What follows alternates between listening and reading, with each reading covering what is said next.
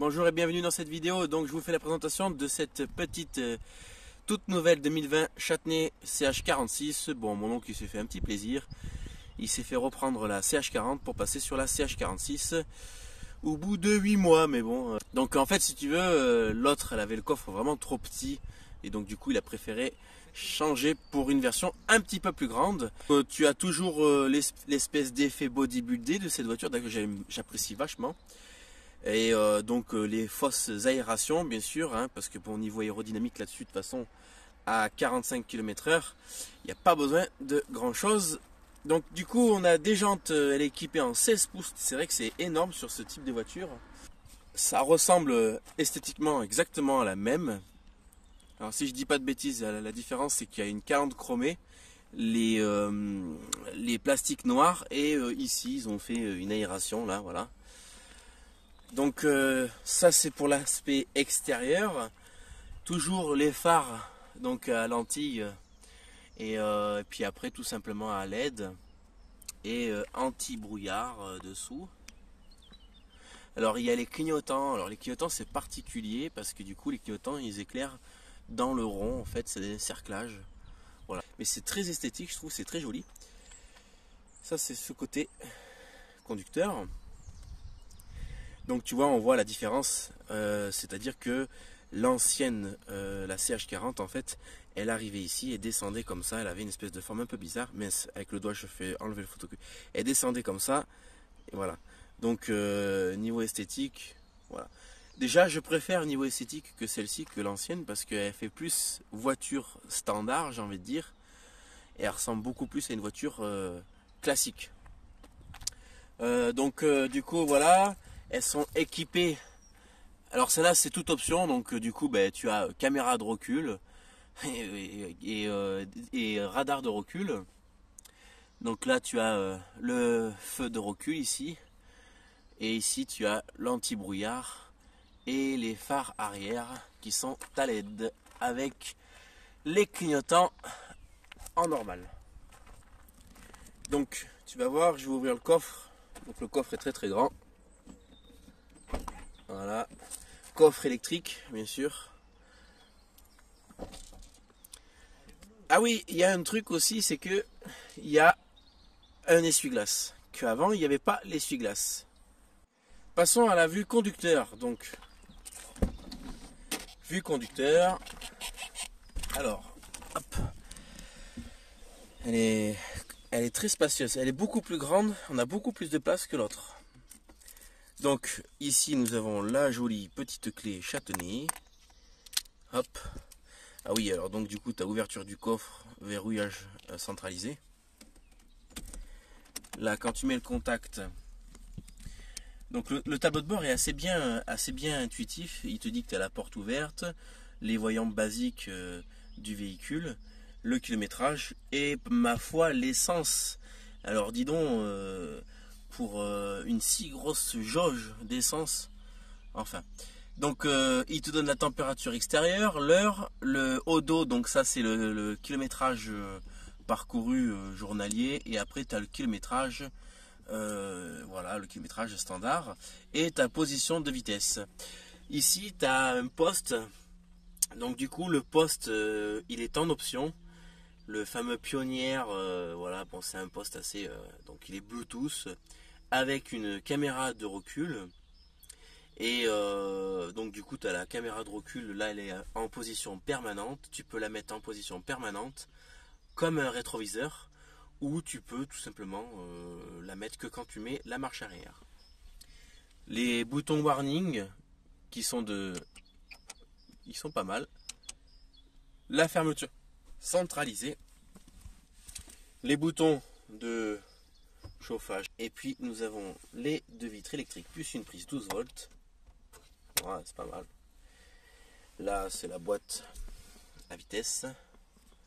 Là voilà. Alors l'ancienne version qu'il avait acheté, il avait pris imitation carbone. Ma foi, la version imitation carbone était vraiment de mauvaise facture. Là en version rouge c'est vraiment mieux quoi. Il n'y a pas photo. Donc voilà. Là on a les poignées, donc bon c'est pas de l'aluminium, c'est du plastique, mais imitation aluminium. On a les bouches d'aération. Et puis, ah oui, puis donc du coup, donc là, je sais pas si vous avez remarqué, il n'y a plus de rétroviseur. Mais vous fumez, monsieur.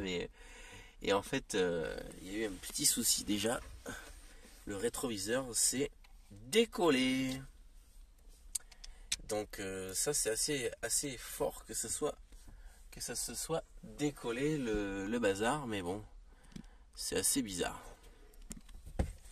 Bon, alors du coup, bien sûr c'est des véhicules qui sont pas équipés d'airbag encore, hein. La vue passager, alors voiture toujours sans montant, donc ça je trouve ça super. Donc on ouvre, la vitre descend toute seule, tu vois, tu fermes, ça c'est vraiment esthétique. Donc là on peut voir quand même le gabarit de la porte qui est assez, bon hein, c'est du plastique hein, mais ils ont quand même mis une petite armature métallique sur les charnières, donc les charnières sont renforcées. Donc ça c'est la vue à bord et ça c'est la vue des sièges. Imitation cuir. Voilà. Et l'intérieur, ça c'est mon petit matériel pour record. Voilà, voilà, l'intérieur. Alors, voici le moulin qui se cache sous cette bête. Donc c'est un moteur 480 cm3 bicylindre HDI. Attention, ça ne rigole plus, ça joue dans la cour des voitures standards. Non, je rigole. Bon, pour ceux qui ne savent pas l'HDI, en fait, ça te permet d'avoir un peu plus de couple et surtout réduire ta consommation. Et à mon avis, ça doit être surtout pour les normes anti-pollution. La micro batterie, celle-là ne doit pas coûter cher, 40 ampères, 12 volts. On peut voir aussi qu'elle est compatible prise ODB2. Donc moi je dirais que une bonne petite reproc ça lui ferait pas de mal. Je déconne. Mais qui sait. Et donc du coup c'est vraiment beau quand c'est neuf hein. C'est un truc de dingue. Moi j'adore quand c'est tout neuf. Là tu peux y faire la mécanique, tu risques rien. Le mini alternateur, c'est marrant parce que tout ce qui est dessus, tout est petit. À part on va dire le système de freinage et la pompe à gasoil qui est à peu près standard par rapport à une voiture standard. Donc là ici tu as le liquide de refroidissement, filtre à gasoil ici, batterie, ODB, ça doit être une boîte à fusible ou quelque chose comme ça, je ne sais pas trop. Ici tu as ton calculateur, ton frein, tes freins je veux dire. Là on a notre appareil, à mon avis, je ne sais pas ce que c'est, je ne vais pas dire de conneries. Et le lave-glace. Là, tu as ta courroie avec ton embrayage automatique. Alors, moi personnellement, je ne suis pas adepte de ces embrayages automatiques parce que cette voiture, en fait, elle a beaucoup de couple et elle donne des à-coups. C'est-à-dire que tu vas arriver, tu vas appuyer sur la pédale et hop, elle t'envoie direct un petit peu dans le tas si tu fais pas attention. Et moi, je pense que pour les gens qui n'ont pas le permis, je pense qu'elle est un peu trop violente, un peu trop péchue pour les gens qui n'ont pas le permis parce que même moi, avec ma propre voiture, ma Xara, je peux mieux la contrôler, c'est-à-dire que je veux rentrer dans une place de parking tranquillement, doucement. Avec cette voiture là, tu appuies à peine sur la pédale, putain ça t'envoie direct à 2-3 km/h. Et ça en fait c'est parce que si tu veux, c'est le temps que la courroie qui est ici là vient faire la prise pour que ta transmission et que tu puisses rouler, enfin que tu puisses avancer. Et donc du coup ça donne un coup, ça donne un à-coup. Et c'est pas agréable niveau conduite, ça, c'est pas, voilà.